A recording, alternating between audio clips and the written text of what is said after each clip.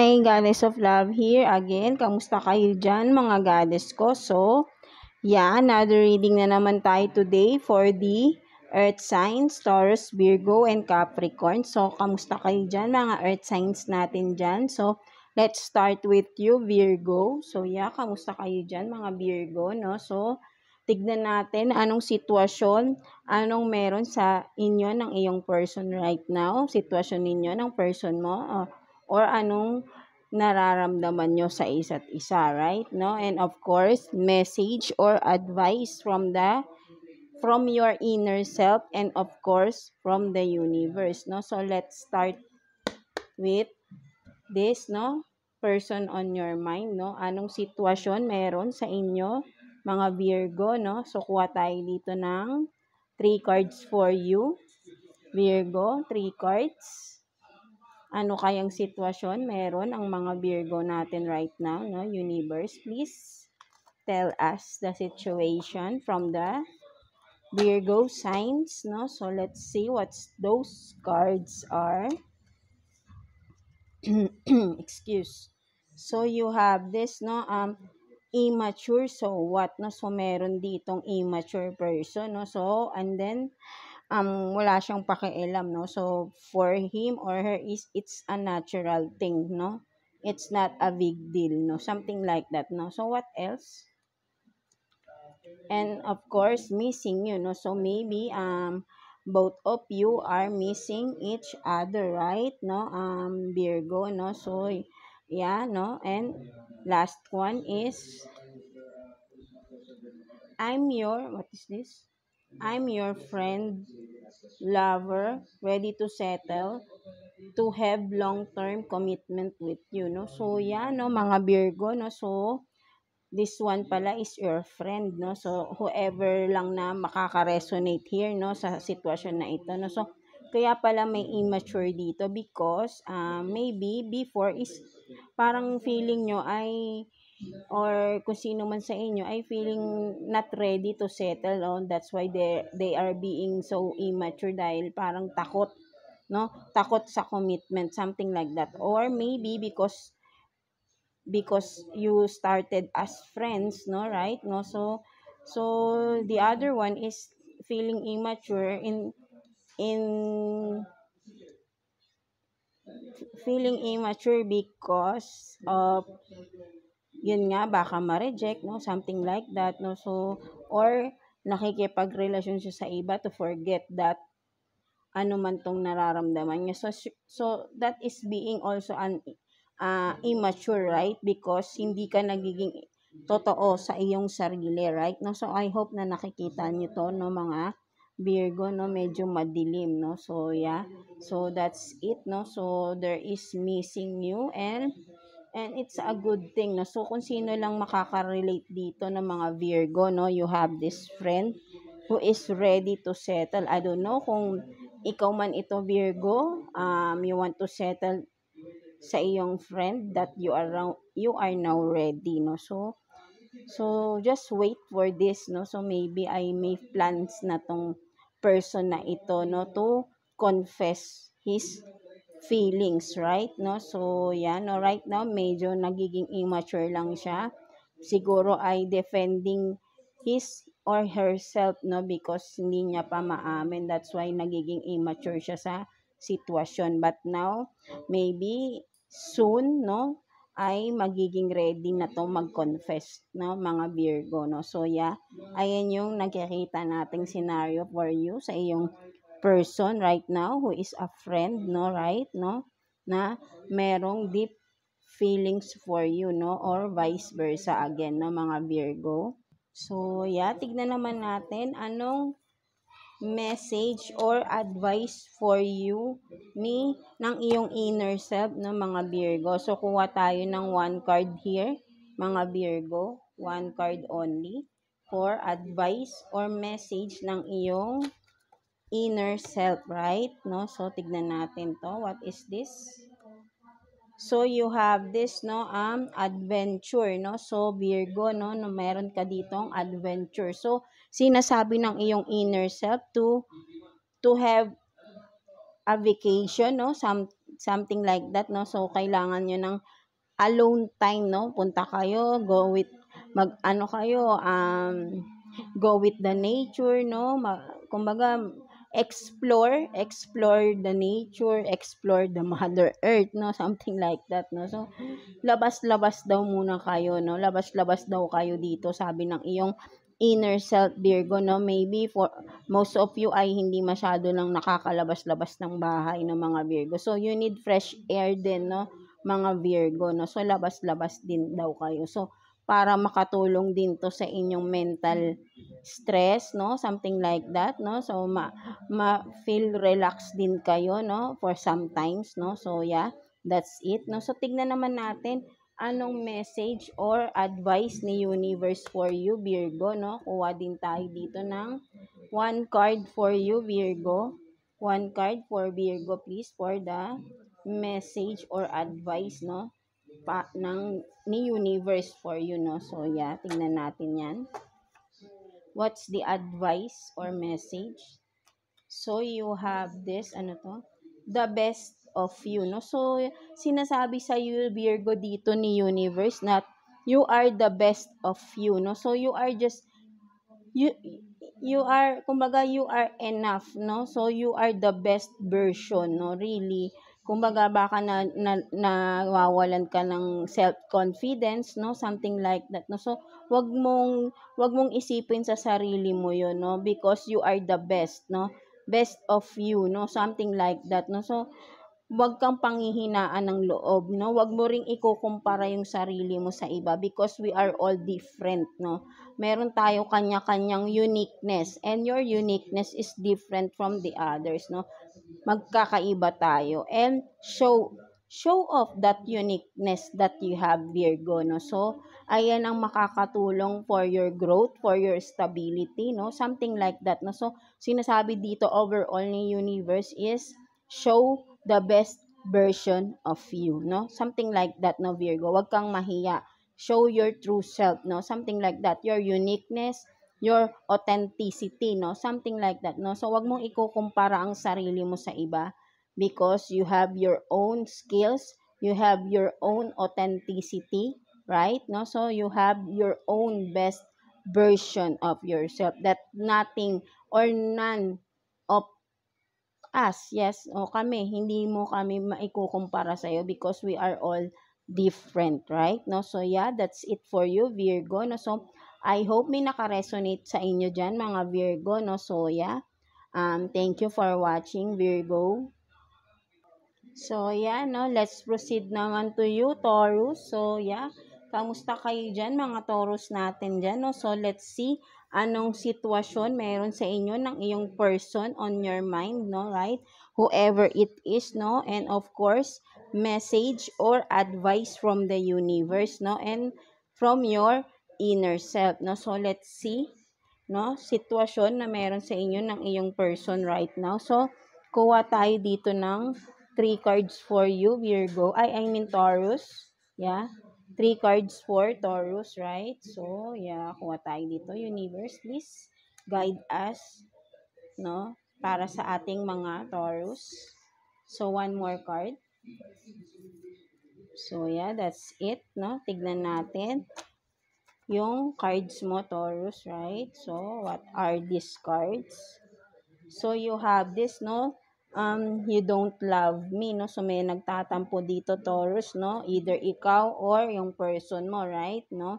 Whoever it is on your mind, no? So, and again, vice versa, no? Pwedeng magkapalit kayo ng energies dito, 'di ba, right? No? So, yeah, you don't love me. So, someone is nagtatampo here, no? Something like that, no? May pagtatampo. So, what else? I want more of your energy, no? So, this person is really missing you a lot, no? So, yeah, no? So, what else? Tignan muna natin. And, I'm sorry, no? So, yeah, no? May nagtatampo rito. I think, may nakagawa ng kasalanan or just, no? Basta parang siguro may something light lang, no?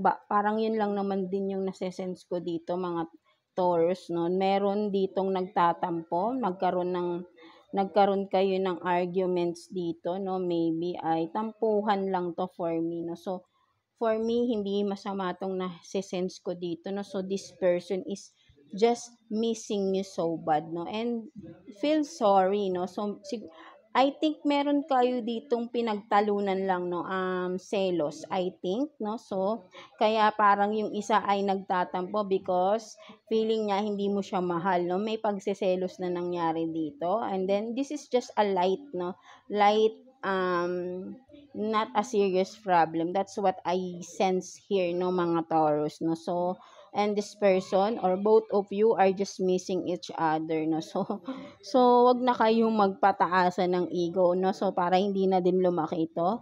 Whoever you are, Taurus, person mo man, cross-watchers, no. So, yeah, maybe ikaw na lang unang mag-reach out, no, because both of you are really do love each other, no. So, ayun yung nakikita ko rito. May nagtatampo lang, no. May nagseselos lang. Super light lang naman ito. Hindi siya serious. That's what I see. Napaka-light lang ng problem na ito, no, mga Taurus, no. So, yeah. So, ayan yung inyong sitwasyon. So, super light lang yan. Mafi-fix pa yan, no. So, may tampuhan lang. May selosan lang dito na hindi naman seryoso dun, no. Parang misunderstanding lang. Something like that, no. So, take what's resonate, mga Taurus, no. So, yeah, tignan naman natin anong sitwasyon, I mean, message or advice from your inner self, no, mga Taurus natin dyan. Kuha tayo dito ng one card for you, Taurus. So, yeah, one card for Taurus, please, universe, from their inner self, no. So, yan. Tignan natin yan. Anong nakuha nating card for you, Taurus, no. So, what is this? So, you have this silence, no. So, yan, no. You also have the key here and the door, no. So, meron dito, mga Taurus, no, sinasabi rito na ano man itong mga paparating sa buhay mo, be silent lang, no. So, wag ka munang maingay until it will happen, no. So, right now, may mga plans ka sa iyong buhay. Sinasabi ng inner self mo is to be silent lang, no. So, kung ano man itong mga pinagagawa mo right now, just be silent. Wag mo munang ipagsasabi until there is,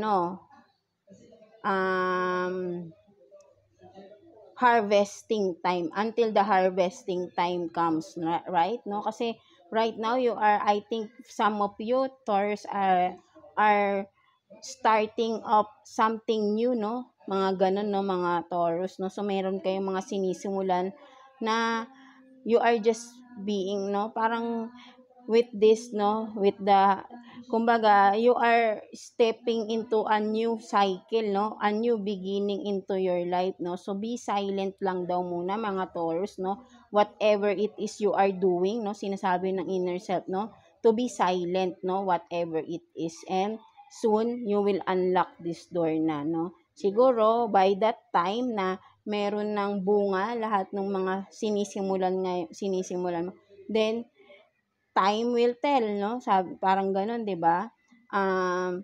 Kahit hindi mo na sabihin, hindi mo na ipaalam, sila rin ay makakaalam na nun. So, just be silent lang, no? So, wag mo na rin, hindi mo na kailangan tong ipagsabi whatever it is because time will tell, no? Something like that, no? So, tignan na naman natin, excuse, message or advice from the universe, right?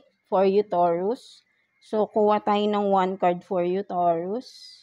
So, yeah, one card for Taurus universe for your message or advice, right? So, what is this? So, you have this Murky Waters, no? So, yan, no, mga Taurus, no? Meron na kayong clarity here, no, with the Murky Waters. What I see, what is Murky Waters? Because if you can see, the water is very clear na, right? No, you can see through within the water, right? Whatever it is in the water, right? No, so there is a clarity, there is a clear vision from you, no, mga Taurus, right? No, so whatever it is na pinagdadaanan nyo, there is a clear vision for you, no? You really understand na everything, no? Why it was meant to, why it is being why it is happening, no, something like that, no, because there is this clarity na, no, you have this clear vision na, no, mga Taurus, no, with the murky waters. Nakikita mo na, or for some of you is you can see through, no, through within, no, something like that, no, you can read minds, you can read people inside and out without them speaking, right, no, for some of you, you can see, you can vision clear vision, you have this, no, from the people, no, nakikita mo sila within, no, something like that, no, you have this gift, you have these skills, no, Taurus, no, for some of you, no, so so ito yung sinasabi sa iyo dito ni universe ay alagaan mo itong gifts na meron ka, itong skills na meron ka, and sabi din 'di ba ng iyong inner self is to be silent. Siguro itong mga skills mo na dine-develop mo right now ay and you are still in the process of discovering your skills, your talents, right? No, so be silent lang, no, sinasabi sa iyo dito. And with that, magkakaroon ka ng clarity, clear vision with those skills that you are discovering, no? And so ayun yung sinasabi sa iyo dito, no? Both universe and your inner self are saying to be silent right now, no? Until time, because time will tell, no? So, wag kang hayaan mo na lang yung panahon na sila na mismo ang makakita, right? No? So, that's it for you, no, mga Taurus. So, I hope naka-resonate kayo with this reading, Taurus, no? So, thank you for watching, Taurus. So, hi, no? So, let's proceed to you, Capricorn. So, kamusta kayo dyan, mga Capricorn natin? So, let's see anong sitwasyon meron kayo ng iyong person on your mind, right? No? And of course, message or advice from your inner self and from the universe. So, let's start. Tignan natin dito. Kuha tayo ng 3 cards for you, Capricorn, no? For the situation that you have with your person, no, whoever it is, person on your mind. So let's get 3 cards here. So 1,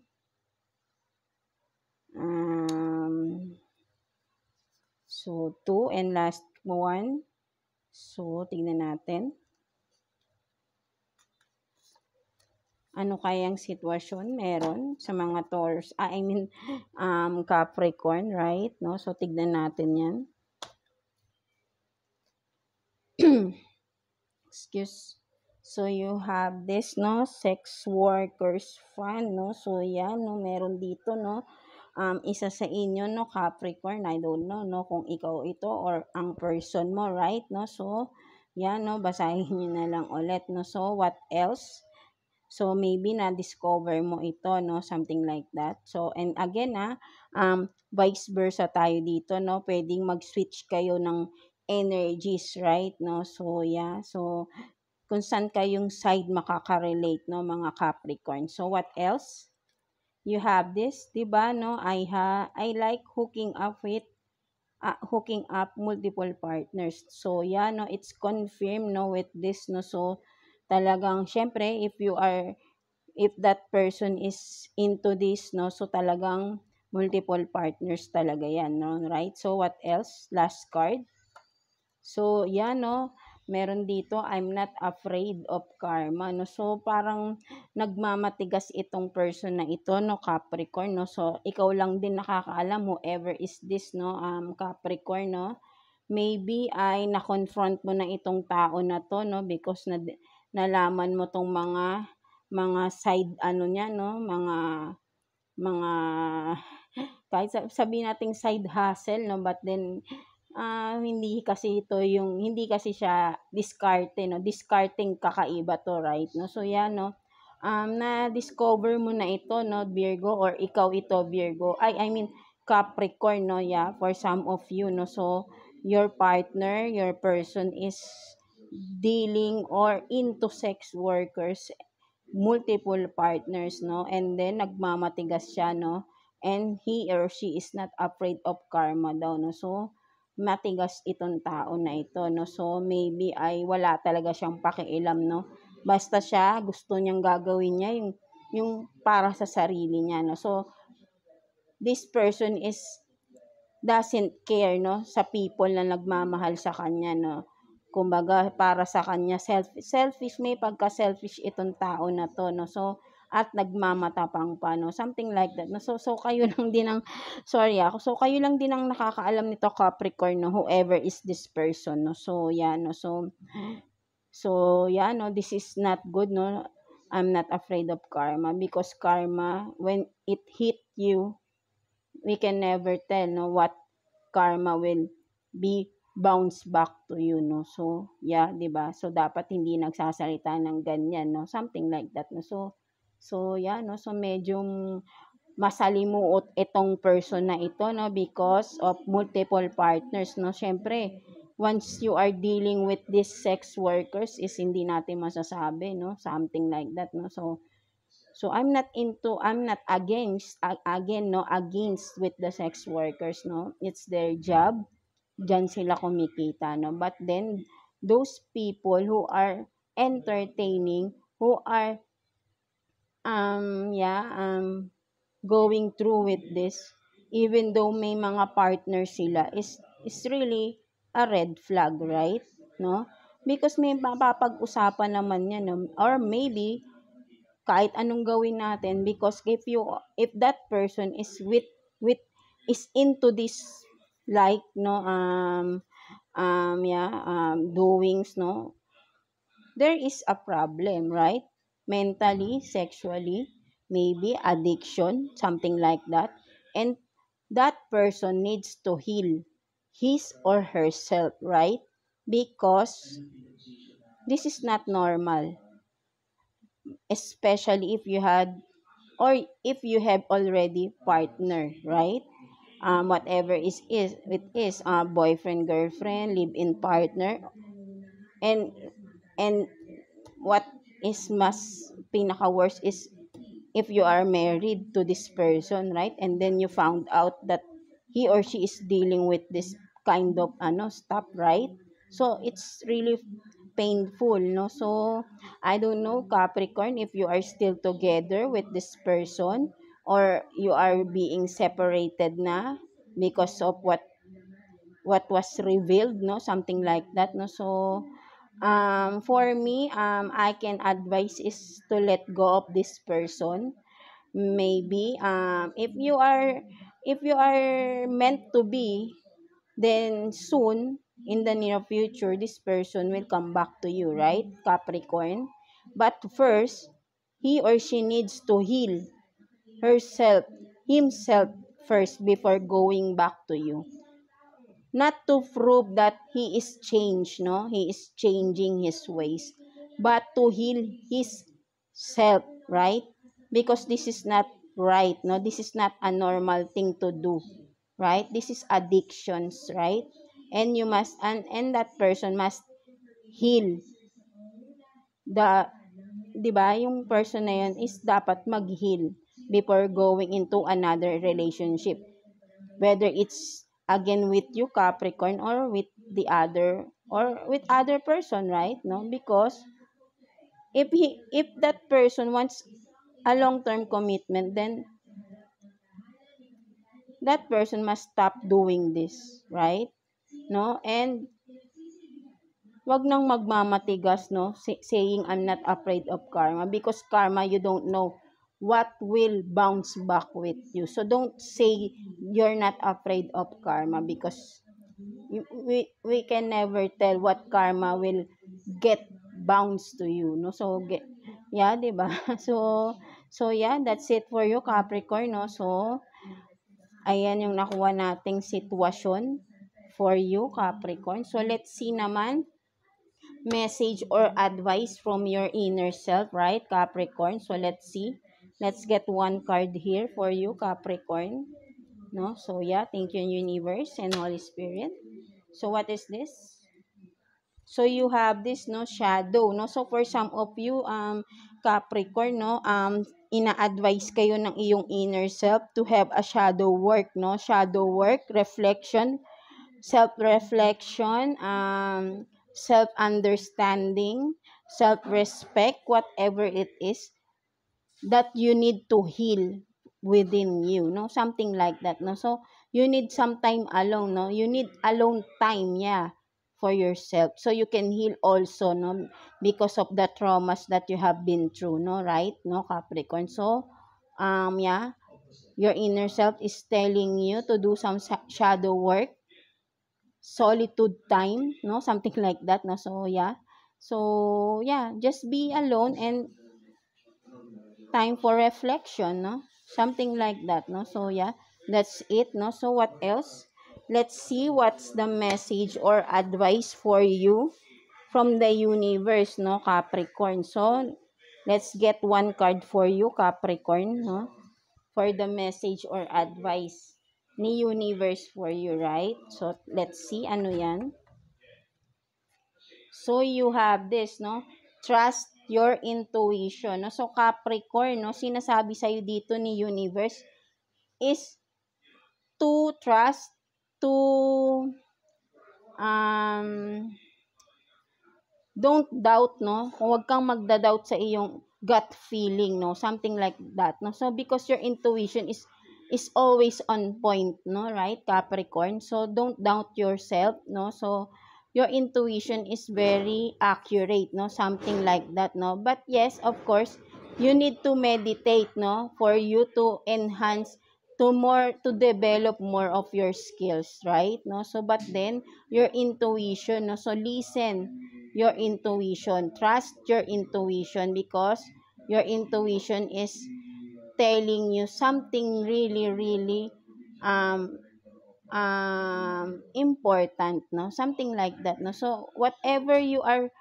intuition tells you, it's important, no? So, just be mindful of your intuition, no? So, maybe may mga taong nagsasabi sa'yo na hindi totoo yung mga naiisip mo, no? But then, your intuition is on point, no? So, sinasabi sa iyo dito ni universe, no? Your gut feeling is on point, no?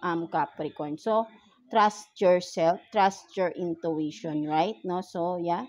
That's it for you, Capricorn, no? So, I hope nakarelate ka with this reading for you, no? So, yeah. That's it, no? So, for all of you, no, mga earth signs natin diyan. So, yeah, always listen to yourself, your intuition, develop more your skills because it will bring you stability in the near future. No? So continue what you are doing right now because it's for your own growth. No? So whoever people around you na binebetray ka, chini-cheat, who are cheating lang, no, or backstabbing you, something like that, then let go of them, no? Because wala silang wala na silang mase-serve sa iyo. 'Di ba? Ikaw na lang yung magse-serve ng palagi sa kanila. So it's time for yourself. Time for reflection, no? Tignan mo sarili mo, ano na ba yung mga pagkukulang mo sa sarili mo. So punan mo naman yung sarili mo ngayon, Capricorn, no? Something like that, no? So yeah. So, I hope again, no, naka-resonate kayo with this reading. So, yeah, thank you for watching mga Capricorn and God bless you all, Capricorn and all of you, Earth signs, Taurus, Virgo, and Capricorn. No? So, thank you for watching, Earth signs.